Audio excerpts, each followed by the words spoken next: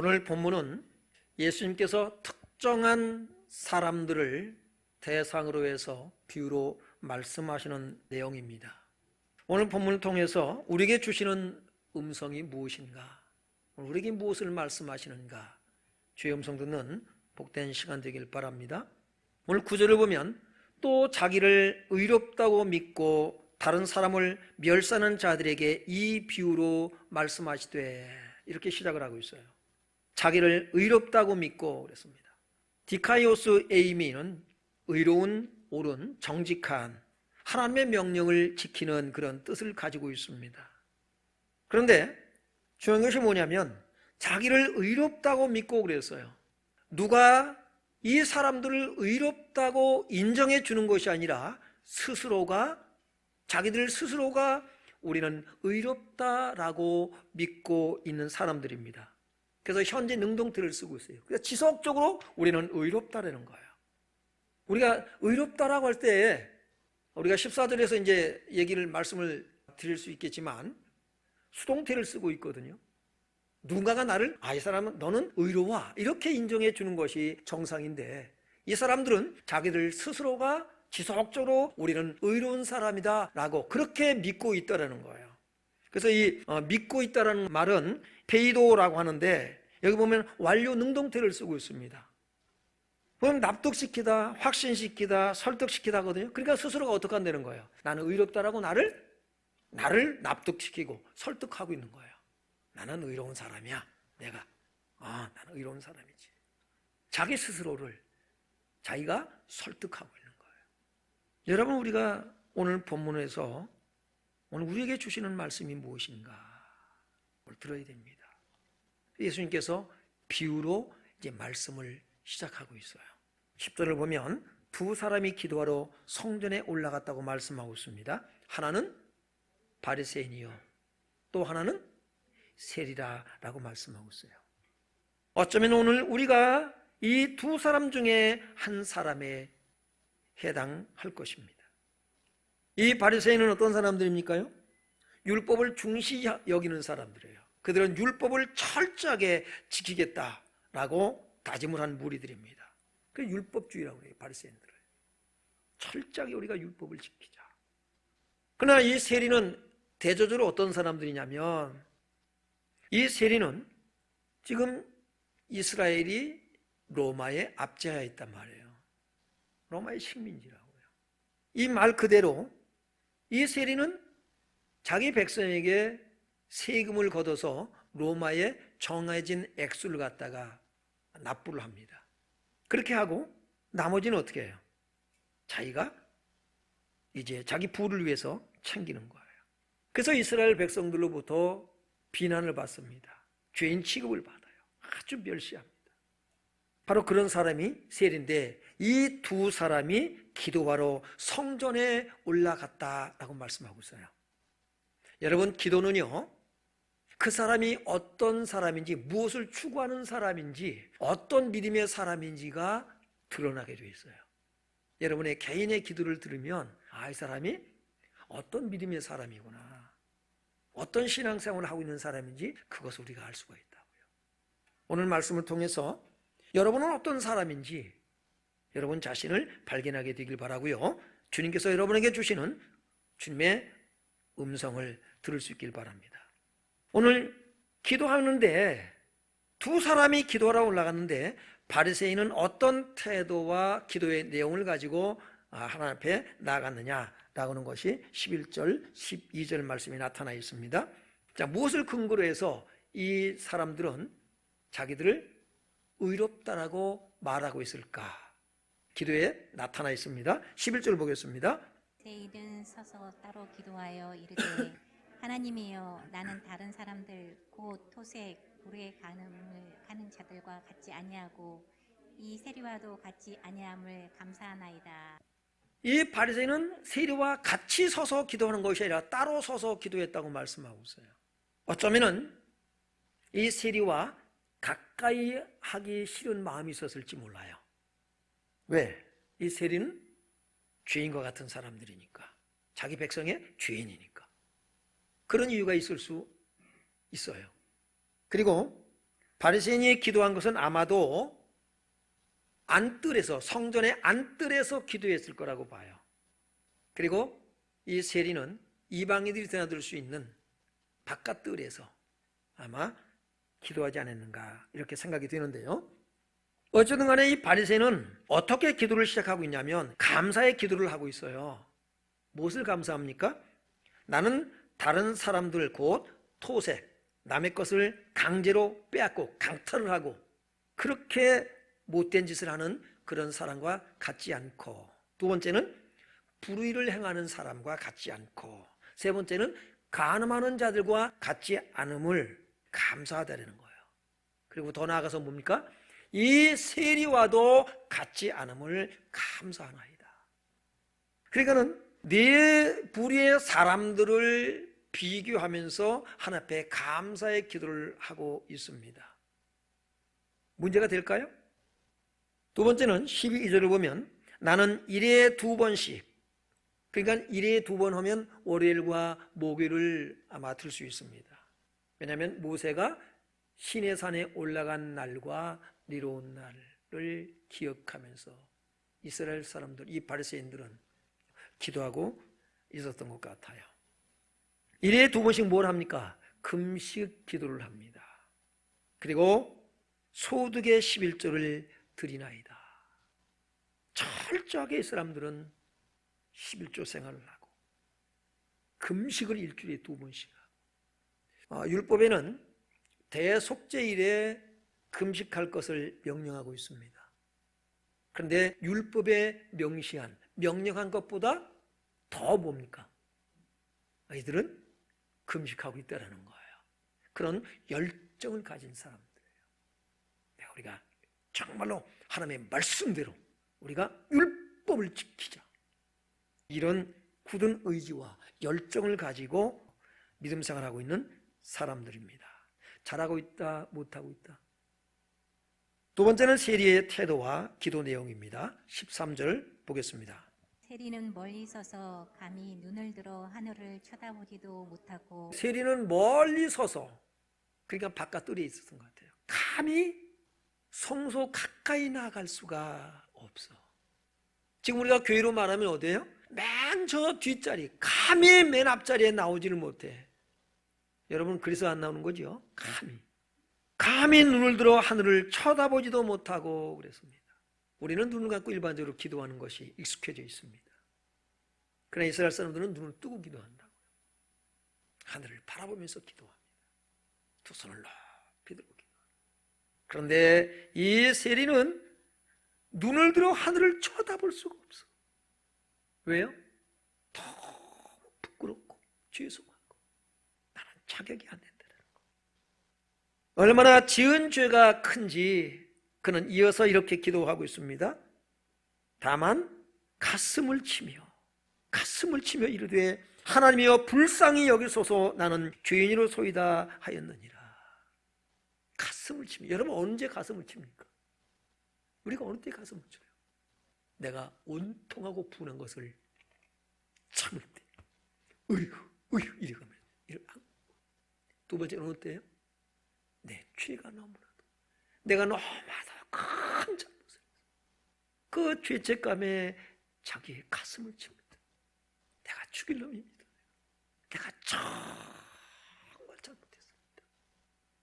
이렇게 가슴을 치며 이르되 하나님이여 불쌍히 여기소서 나는 죄인이로소이다. 어떤 죄를 그렇게 범했습니까? 내가 세리로서 어떻게 되는 거예요? 내가 먹고 살려고, 내가 좀 더 남보다 잘 살아보려고 세리가 되어서, 쉽게 얘기하면 뭐예요? 로마의 정부의 앞제비 같은 역할을 하는 것이죠. 그래서 자기 백성의 세금을 걷습니다. 그래서 로마 정부에 정한 액수를 바치고 나머지는 어떡할까요? 그러니까는 얼마씩 걷어라 그러면 1,000원씩 걷어라는 10,000원씩 걷든지 이거는 자기 소관인 거예요. 자기 관할 지역에 있어서. 나머지는 어떻게 합니까? 자기가 착복하는 거예요. 이것이 이제 하나님 앞에 이게 아무것도 아닌 것이 너무나도 부끄러운 죄인인 것을 깨닫기 시작을 합니다. 그 가슴을 치는 거예요. 가슴을 쳐요. 내가 하나님 앞에 얼마나 죄를 큰 죄를 범했는가.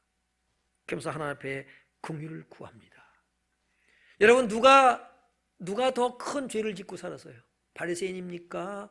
세리입니까? 누가 큰 죄인이에요? 세리잖아요. 그러면 어떤 결과가 주어졌을까요? 어떤 결론에 이르게 될까요? 누가 의롭다 하심을 받았을까요? 세리요? 여러분 누가 의롭다고 해줄래요? 누구 손을 들어주겠습니까, 여러분? 여러분 세리의 손을 들어줄 수 있겠어요? 그런데 하나님은 세리의 손을 들어주십니다. 오늘 예수님께서는 자기를 의롭다라고 믿고 다른 사람을 멸시하는 그들에게, 그 특정인들을 향해서 주고 계신 메시지예요. 14절 한번 같이 읽어봅니다. 내가 너희에게 이르노니 이에 저 바리새인이 아니고 이 사람이 의롭다 하심을 받고 그의 집으로 내려갔느니라. 무릇 자기를 높이는 자는 낮아지고 자기를 낮추는 자는 높아지리라 하시니라. 내가 너희에게 이르노니 이에 저 바리새인이 아니고 이 사람이 의롭다 하심을 받고 그의 집으로 내려갔느니라. 여러분 우리는 바리새인의 손을 들어준다고요. 하나님은 세리의 손을 들어주셨어요. 왜요? 그러면 그동안 불의를 행하고 토색을 하고 남의 것을 강제로 빼앗기도 하고 간음을 하고 이렇게 살던 사람들, 그런 사람들을 옳은 거예요? 괜찮다는 얘기를 하시는 거예요? 아니라고요. 주님께서 말씀하시는 것이 무엇일까라는 거예요. 여러분 창세기 6장에 보면 노아는 하나님께 의로운 자라고 인정을 받습니다. 당대의 의로운 자라라는 일컬음을 받아요. 세리는 하나님 앞에 자기 죄를 자복합니다. 자기 죄를 고백을 해요. 내가 죄인이기 때문에 어떻게 해요? 나는 이제 망하게 생겼다는 게, 죽게 생겼다는 거예요. 그래서 하나님 앞에 뭐예요? 이걸 해결을 어떻게 합니까? 해결할 수 있는 방법이 없어요. 그래서 하나님 앞에 긍휼을 구하는 거예요. 하나님 나를 불쌍히 여겨 주옵소서. 하나님께서 의롭다라고 인정을 하는 사람이 누구냐라는 거예요. 그래서 여기서 보면은 이 디카이오스, 바리새인을 향해서 그렇게 말씀하는데 세리를 향해서는요, 디카이오의 완료 수동태를 쓰고 있다고요. 의로가 지고가 아니라 너는 의롭다. 누가 인정했다고요? 하나님이 인정했어요. 바리새인은 자기들 스스로가 의롭다라고 말하고 있어요. 능동태를 쓴단 말이에요. 그런데 세리는 하나님이 인정해 주는 의인이 되었다는 사실이에요. 여러분 의롭습니까? 여러분이 의인이 되었습니까? 여러분의 행위입니까? 아니면 하나님이 여러분을 의롭다라고 인정하고 계시냐라는 거예요. 그러면 오늘 본문에서 이 바리새인은 무엇을 모르고 있는 거예요? 이 바리새인은 성경 전문가들이에요. 교사입니다. 율법 교사들이에요. 그런데 이 바리새인이 모르고 있는 것이 뭐냐면 성경은 많이 아는 것 같은데 성경이 말하는, 율법이 말하는 그 목적, 그 본질, 율법의 역할이 무엇인가를 모르고 있다는 사실입니다. 우리가 그럴 수가 있어요.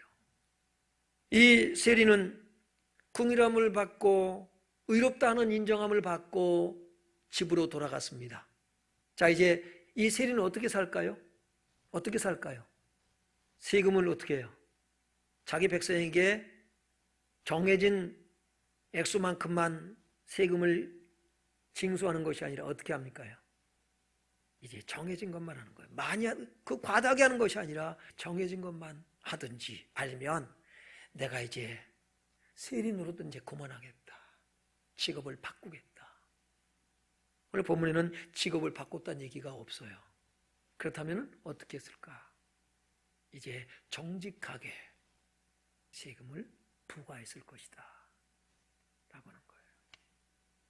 여러분 이것이 하나님의 긍휼을 입은 사람인 거예요. 이 바리새인은 율법은 많이 하는데, 하나님의 법이 무엇인가를 아는데, 그런데 그 율법의 본질은 알지 못하고 있다는 거예요. 율법의 역할과 복음의 능력이, 우리는 이것을 이해해야 합니다. 바리새인의 문제가 뭐라고요? 이걸 모르는 거예요. 여러분, 율법주의, 자기 행위에 빠져요. 율법주의는 자기 행위에 빠집니다. 여러분도 마찬가지예요. 우리가 예수를 믿는다 하는데, 내가 정말 양심적이고 바르게 살기 때문에 나는 의로운 사람이야 라고 말한다면 여러분은 율법주의에 가까운 사람입니다. 이 사람은요, 이 율법주의는 자기가 의롭다고 하는 만큼 다른 사람을, 나보다 못한 사람을 멸시하게 돼요. 그렇게 돼 있어요, 원리가. 여러분이 율법주의라면 내가 기도를 많이 하는 만큼 기도 안 하는 사람 정죄합니다. 내가 성경을 읽는 만큼 성경 덜 읽는 사람을 정죄합니다. 내가 봉사하는 만큼 안 하는 사람을 정죄하게 돼요. 이게 율법주의인 거예요. 여러분이 다른 사람보다 더 봉사하고 섬기고 성경도 많이 읽고 기도도 많이 해서 의로워진 것 아닌 걸 알아야 됩니다. 이게 율법주의예요. 여러분이 율법을 지켜서 의로워졌습니까?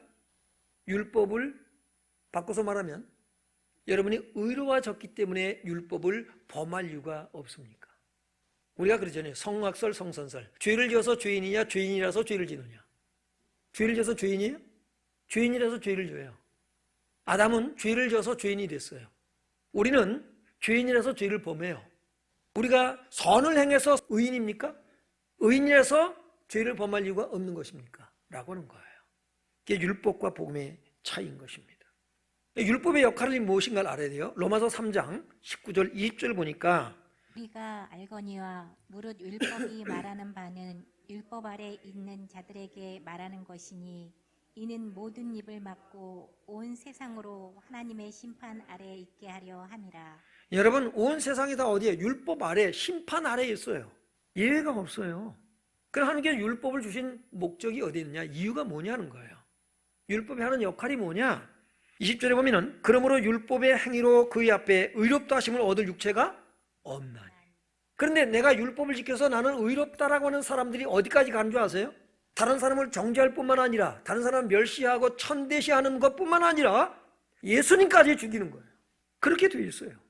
그런데 성경은 뭐라고 말씀하세요? 율법의 행위로는 의롭다 하심을 육체가 없다. 율법은 뭘요?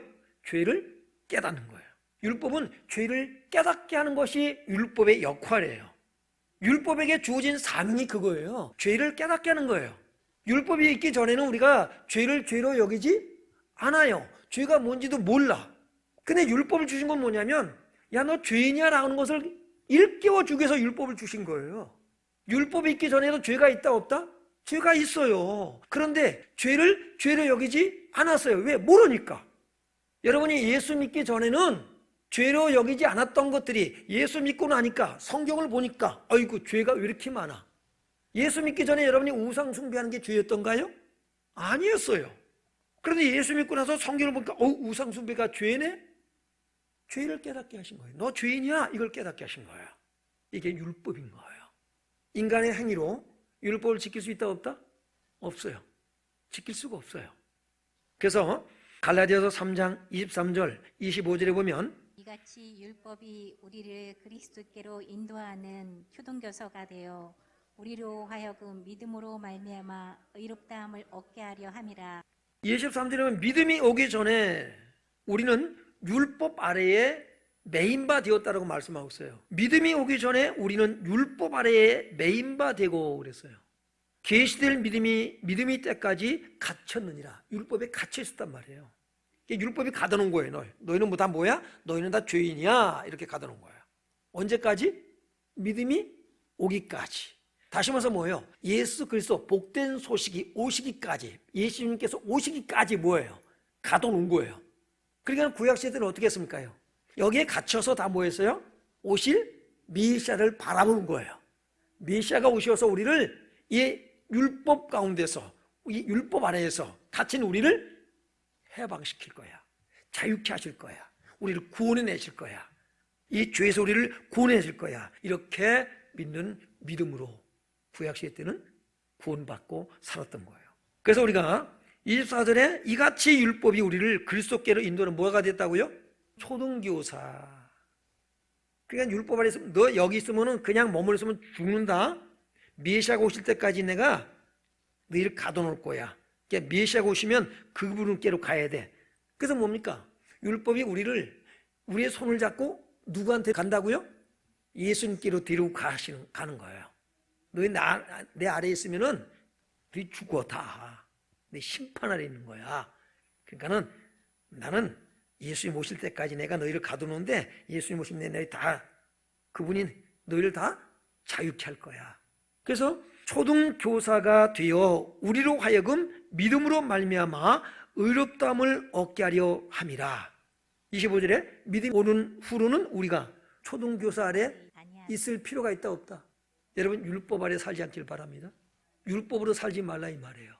이걸 오해해서 듣지 마세요. 이제 멋대로 살아도 되는 거야. 이 얘기가 아니에요. 죄를 범할 이유가 없길 바랍니다. 율법의 본질이 뭔가를 알아야 돼요. 율법의 역할이 무엇인가? 여러분 우리는 예수 그리스도로 말미암아서 우리는 이제 더 이상 율법 아래 매여서 우리의 행위로 의로워지려고 하는 그런 것들을 이제는 다 버려버리고 오직 예수 그리스도를 믿는 그 긍휼, 그 은혜로 살기를 주의 이름으로 축원합니다. 바로 세리가 지금 뭐하고 있어요? 율법을 통해서 뭘 깨달았어요? 내가 죄인이구나. 그런데 율법 교사들인 이 바리새인들은 율법을 가르치는 사람들임에도 불구하고 율법을 들고 성경을 들고 율법이 말하려고 하는 목적이 무엇인가를 깨닫지 못했습니다. 세리는 성경을 통해서 죄인인 것을 깨달았어요. 내가 이런 죄인이구나. 그럼 어떻게 해야 살지? 하나님 나를 불쌍히 주옵소서. 나는 이런 죄인입니다. 이것을 깨달을 때에 죄가 더한 곳에 은혜가 넘치는 역사가 일어나는 거예요. 여러분이 하나님 앞에 나올 때에 어떤 마음으로 나옵니까? 우리가 교회에 올 때에 바리새인의 마음, 세리의 마음. 다른 사람과 다를 필요가 없다는 얘기를 하시는 게 아니에요. 여러분 하나님 우리를 세상과 구별시켜 놓으셨어요? 안 놓으셨어요? 구별해 놓으셨어요. 여러분 우리 기독교인들의 윤리도덕은 세상의 윤리도덕을 뛰어넘으시길 바랍니다. 그들 수준하고가 아니라 이거예요. 달라져야 되는 거예요. 왜? 우리를 구별해 놨기 때문에. 그런데 죄를 보면 괜찮아요? 나 예수 믿으니까? 믿음이 뭔데요? 하나님의 긍휼을 입었는데요. 그 은혜와 사랑, 하나님 나를 불쌍히 여겨 주옵소서 하는 죄인으로서이다. 하나님의 불쌍히 여김, 하나님의 긍휼이 어떻게 나타났나요? 그것이 예수 그리스도의 십자가의 대속의 죽음인 거예요. 이제 내일부터 고난주간에 들어갑니다. 깊이 십자가의 사랑, 그 은혜를 여러분이 생각하는 시간, 한 주간 될 수 있기를 주 이름으로 축원합니다. 그러니까 율법주의와 복음주의는 다른 거예요. 이 얘기를 좀 많이 다루고 싶은데 오늘 설교는 여기까지 다루면 너무 시간이 많이 가요. 율법과 복음 간략하게만 말씀을 드리려고 합니다. 갈라디아서 2장 16절에 보면 사람이 의롭게 되는 것은 율법의 행위로 말미암음이 아니요 오직 예수 그리스도를 믿음으로 말미암는 줄 알므로 우리도 그리스도 예수를 믿음으로 말미암는 줄 아노라. 우리도 예수를 믿나니 이는 우리가 율법의 행위로서가 아니고 그리스도를 믿음으로써 의롭다함을 얻으려 함이라. 율법의 행위로서는 의롭다함을 얻을 육체가 없느니라. 이게 무슨 얘기냐면 이걸 참 오해하는 분들이 많아요. 율법의 행위가 아니라 여러분은 복음의 행위자가 되길 바랍니다. 하나님의 긍휼에 반응하는 거예요. 여러분이 긍휼을 입었습니다. 하나님의 긍휼, 구원이란 하나님의 긍휼을 입는 거예요. 하나님의 긍휼을 입고 그 긍휼의 은혜에 반응하는 삶이 그리스도인의 삶인 거예요. 이게 복음적 행함인 거예요. 율법적 행함이 아니라 복음적 행함은 은혜의 반응, 그 사랑에 반응하는 거예요. 하나님의 긍휼에 반응하는 거예요. 여러분을 죄악 가운데서 구원해냈는데 나 이제 구원받았어. 예수를 믿음으로 예수님께서 나를 위해서 죽으신 것을 믿고 나는 이제 구원받았어. 할렐루야. 그리고는 어떻게 해요? 이제 괜찮아. 그리고 다시 그 죄 구덩텅이로 또 빠져들어가 있어요. 나 이제 예수 믿으니까 괜찮아. 이런 구원을 말씀하시는 건가요? 오해하지 마세요. 거기서 어떻게 했어요? 건져내셨잖아요. 그죠? 근데 꼭 들어가서 거기서 살아도 나는 구원받았다고요? 그런 일은 없어요. 우리가 그래서 율법의 역할이 무엇인가를 분명히 알아야 됩니다. 율법주의자들은요, 회개도 어떻게 해요? 율법의 행위도 법이 이렇게 하라고 율법에 말씀했으니까 그걸 행한단 말이에요. 그러니까 동기가 다른 거예요. 똑같은 일을 하는데 하나님의 은혜와 사랑 때문에 하나님이 나에게 베푸신 그 긍휼 때문에 하는 사람과 법이 이렇게 했으니까 하는 사람은 다른 거예요. 오늘 이 바리새인은 이 비밀을 깨닫지 못했어요.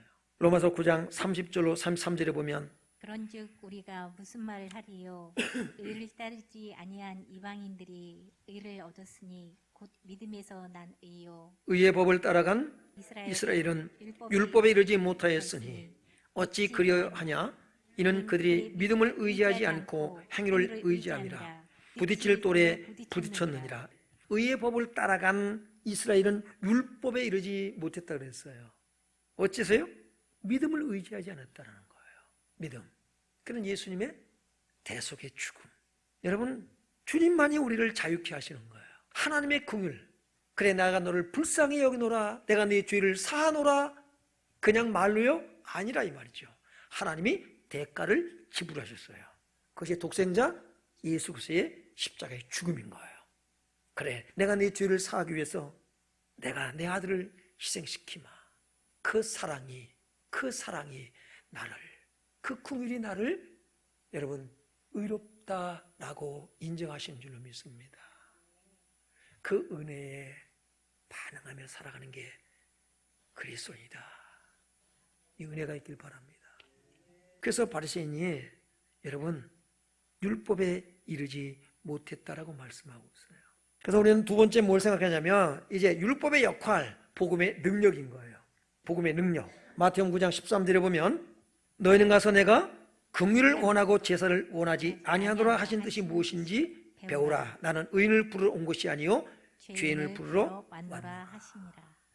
여러분이 오늘 이 말씀을 통해서 봐야 될 게 뭐냐면, 자, 나는 오늘 하나님 앞에 예배드리러 나왔으니까 여러분이 할 일을 다 했다고 생각하면 곤란해요. 하나님은 제사를 원치 않고 뭘 원하신다? 긍휼을 원하신다. 오늘 여러분이 예배드리러 온 것은 하나님의 긍휼을 잊기 위해서 온 예배 시간이 되길 바랍니다. 주님의 긍휼을 잊고 우리는 어떻게 해요? 이제 긍휼을 베푸는 거예요. 내가 용서받은 것처럼 어떻게 하라고요? 나도 다른 사람을 용서하는 거예요. 다른 사람들이 나를 받아주길 바라잖아요. 교회 오면 사람들이 나를 알아주길 바라잖아요. 내가 정말 세상에서 부끄러운 일을 했어. 그럼에도 불구하고 내 허물을 누군가 봤단 말이에요. 그거를 덮어주고 그를 감싸 안아주고 그러기를 바라는 마음이 있잖아요. 그런 것처럼 우리도 어떻게 하라고요? 그렇게 하라는 거예요. 여러분, 긍휼은 심판을 이긴다고 말씀하고 있어요. 긍휼히 여긴 자는 긍휼히 여김을 받을 것이라고 말씀하고 있지요. 여러분이 하나님 앞에 긍휼을 받기를 원하잖아요. 그런 것처럼 긍휼을 여러분이 베풀 수 있기를 주 이름으로 축원합니다. 이게 은혜에 반응하는 사람인 거예요. 하나님의 긍휼에 반응하는 거예요. 하나님의 용서에 반응하는 거예요. 하나님의 자비에 반응하는 사람, 하나님의 너그러움에, 하나님의 관용에 반응할 수 있기를 주 이름으로 축원합니다. 하나님이 여러분에게 은혜를 베풀어 있어요. 여러분을 물질로 축복을 줬다. 그 물질 가지고 여러분이 어떻게 반응할 거냐라는 거예요. 여러분에게 하나님께서 건강을 회복시켜 줬다. 그 건강을 회복시켜 가지고 여러분은 어떻게 반응하며 살 거냐라는 거예요. 오늘 그래서 우리는 율법주의자들이 아니에요. 우리는 복음주의자들이에요. 그래서 회개도 율법적 회개가 있고 복음적 회개가 있는 거예요. 율법적 행함과 복음적 행함이 차이가 있는 거예요. 여러분에게 하나님의 베푸시는 긍휼, 그 은혜에 대한 감사, 감격이 회복될 수 있길 주 이름으로 축원합니다.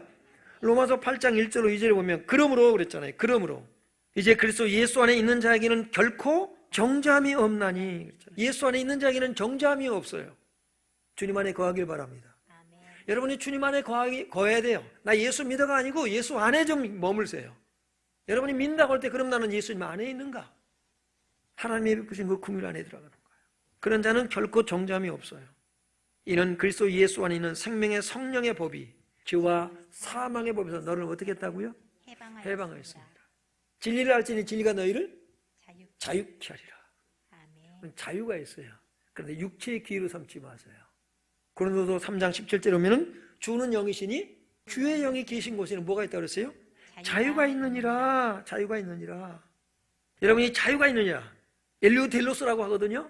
자유가 뜻이 뭐냐면 면제된 환란에서 나오는 빛으로 나오다라는 뜻을 가지고 있어요. 여러분이 자유함을 얻었어요. 무엇으로부터? 죄와 사망의 법에서. 그렇죠? 해방됐어요. 그럼 자유란 뭐예요? 빛으로 나오는 거예요. 이게 자유입니다. 어둠으로 들어가. 왜? 이제 자유래. 해방이래. 예수로부터 자유. 이런 사람이 많더라. 내가 빛으로 들어가는 거예요. 예수 안으로 들어가는 거예요. 여러분 예수 안으로 들어오지 않으면 누구의 종이 돼요? 사탄의 종이 돼버려요. 죄가 여러분을 삼켜버려요. 죄의 종이 돼버려요.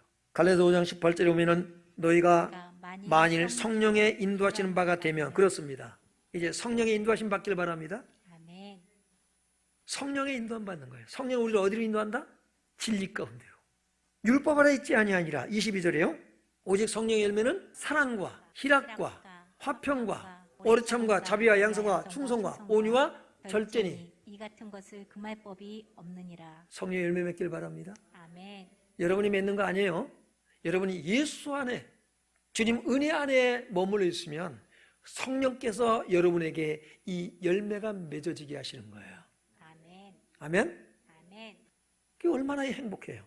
사랑과 희락과. 사랑하자. 쥐어짜지 마세요. 쥐어짜지 마세요. 내가 사랑해야지. 쥐어짠다고 되는 거 아니에요. 여러분의 마음속에 미움이 싹 트거든. 분노가 일어나거든. 때로는 넘어질지라도 하나님 내가 이래요. 세리의 마음을 가지고 주님 앞에 나오시길 바랍니다. 나를 불쌍히 여기소서. 하나님, 나는 이런 죄인입니다. 하나님이 너를 의롭다라고 인정하는 거예요. 그래, 알았다. 주님 어저께도 내 똑같은 죄를 범했는데요. 오늘 아침에도 그랬는데요. 안다. 7번 그랬는데요. 알아.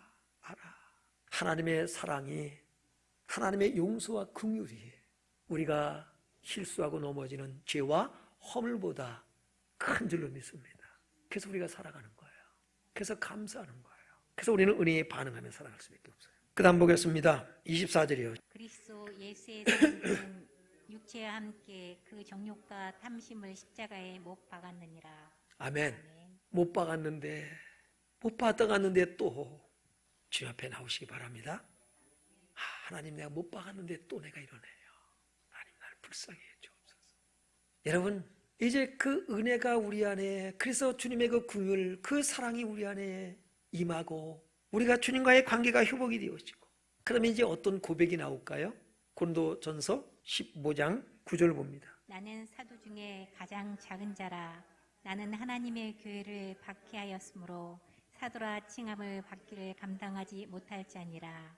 그러나 내가 나된 것은 하나님의 은혜로 된 것이니 내게 주신 그의 은혜가 헛되지 아니하여 내가 모든 사도보다 더 많이 수고하였으나 내가 한 것이 아니요 오직 나와 함께 하신 하나님의 은혜로다. 아멘. 아멘. 나는 사도 중에 가장 작은 자라. 무엇을 생각하면서 이 고백을 하고 있을까요? 이 편지를 쓰고 있을까요? 교회를 핍박했던 죄인. 나는 사도보다 더 많이. 그러면서 뭐라고 그래요? 나는 사도 중에 가장 작은 자라. 나는 하나님의 교회를 박해했으므로 사도라 칭함받기를 나는 감당할 수가 없다. 그런데 사도라고 하는 구원하실 뿐만 아니라 사도라는 직분을 받았어요. 내가 나된 것은 내 율법의 행위가 아니라, 원래는 율법주의자였단 말이에요. 바리새인이었거든요, 이 바울도. 근데 이제는 그가 바뀌었습니다. 진리를 만나면 이렇게 바뀌는 거예요. 예수를 만나면 우리 이렇게 바꿔놔 버려요. 이게 복음의 능력이에요. 예수님 만나시길 바랍니다. 날마다 새롭게 만나세요. 내가 나된 것은 하나님의 은혜로 된 것이니 그랬어요. 내게 주신 그의 은혜가 헛되지 아니하여 내가 모든 사도보다 더 많이 수고했으나 내가 한 것이 아니다라는 거예요. 이게 복음의 사람이에요. 이게 복음적 회감인 거예요. 내가 한 것이 아니에요. 하나님의 은혜로 된 거라는 거예요. 하나님의 은혜로. 내게 주신 그의 은혜가 헛되지 아니하여 내가 모든 사도보다 더 많이 수고했으나 내가 한 것이 아니요 오직 나와 함께 하신 하나님의 은혜로다. 하나님의 은혜로다. 누가 했던 얘기예요? 주님이 하셨습니다. 내 안에 계신 주님이 하셨다. 여러분, 이게 그리스도인의 삶의 행위예요. 복음적 행함. 여러분이 복음주의자가 되길 바랍니다. 근데 우리 율법주의적인 성향이 얼마나 많은지 몰라요. 율법적 회개를 하고 율법적 회개는요, 한번 회개해봐야 달라지는 게 없어요. 내 속사람의 변화가 안 일어나. 그러나 복음을 깨달으면, 예수를 만난 가운데서 여러분 그 십자가의 사랑과 용서와 긍휼을 알면서 여러분이 회개할 때에 우리 속에 변화가 일어나는 거예요. 미운 사람이 불쌍해 보이고, 사랑이 가고, 못되진 않은 사람이 전에는 커 보이던데 작아 보이고. 율법은요, 율법의 눈을 가지면은요, 나는 작아 보여. 내 잘못은 작아 보여. 다른 사람의 잘못은 크게 보이는 거예요. 남의 잘못한 그 티는 갖다가 크게 보여. 내 눈 속에 들보가 있는데 그거는 작게 보인다 이 말이에요. 그런데 복음을 만나면, 예수를 만나면, 여러분 복음의 눈을 가지면 내 안에 조그만 티 같은 잘못인데 이건 크게 보이고, 다른 사람이 정말 크다라고 하는 것은 작게 보인다는 겁니다. 복음적인 사람 되길 바랍니다. 그래서 빌립보서 2장 3절 4절에 보면 아무리 이랬는지 다툼이나 회용으로 하지 말고 오직 겸손한 마음으로 각각 자기보다 남을 낮게 여기고, 그런 거예요. 왜? 나는 과거에 이런 사람이었어.